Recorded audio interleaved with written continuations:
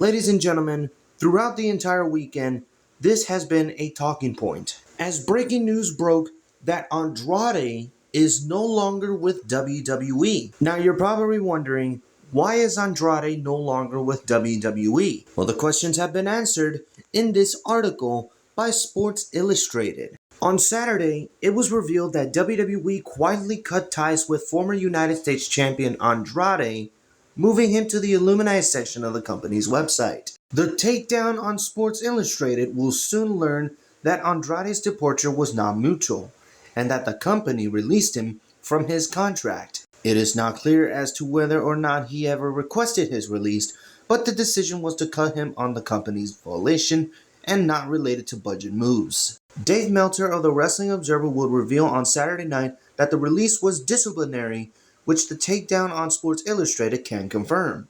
We can also add more context as to what sort of discipline Andrade was facing. Multiple sources indicate to the takedown on Sports Illustrated that Andrade had at least one wellness policy violation during his most recent WWE run. It is not known how exactly he was in the violation of the policy, or whether he not in fact tested positive for a banned substance. WWE can suspend talent for failing to produce a test. It is also not clear if it directly led to his release, but if it was noted that he was suspended without pay as a result of it. Initial reports noted that he had not been backstage at SmackDown as of late, as it was not listed on the internal rosters. The takedown on Sports Illustrated can add that he was told to leave a taping last month and was escorted out of the building. A high-level source asserted their dismissal from the building was in relation to his most recent suspension, and that it affected major creative plans for his tag team with Rey Fenix. And speaking of his tag team with Rey Fenix, apparently there was a rumor that Andrade and Rey Fenix were supposed to win the tag team champions at Clash in Paris against the Wyatt Six. Let's keep going.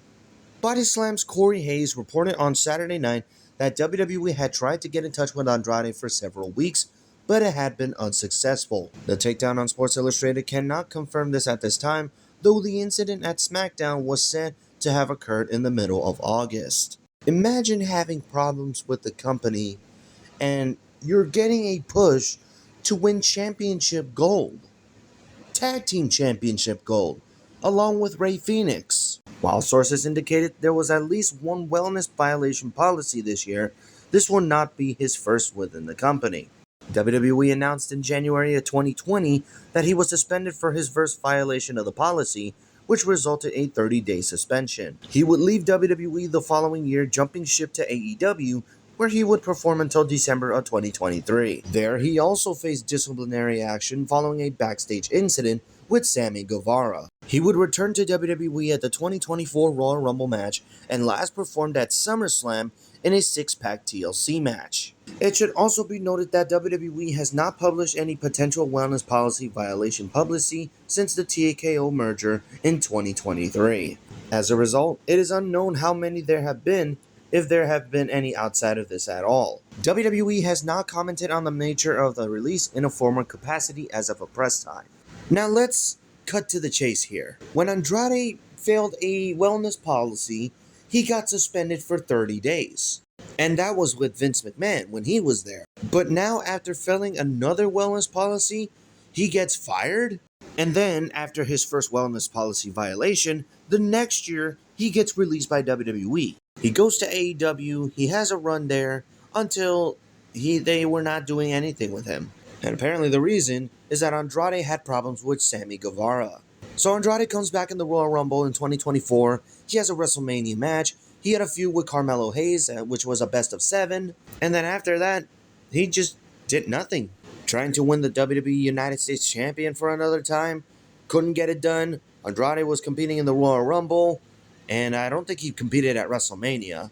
He wasn't at WrestleMania, but he was at SummerSlam competing in a six-pack TLC match. Now, Andrade failing a wellness policy again happened after SummerSlam when he was getting into SmackDown, but he was escorted out of the building. Now, none of this would have happened if Andrade actually passed that wellness policy test. And like I said earlier, Andrade and Rey Fenix were supposed to face the Wyatt Six at Clash in Paris for the WWE Tag Team Champions, and Andrade and Rey Fenix were actually going to win the tag team titles. And here I thought, I posted this too, I thought that Andrade was not comfortable with how WWE is doing nowadays. But it was now revealed that Andrade had a wellness policy violation. Now, failing a wellness policy test and a wellness policy test violation, they're different things.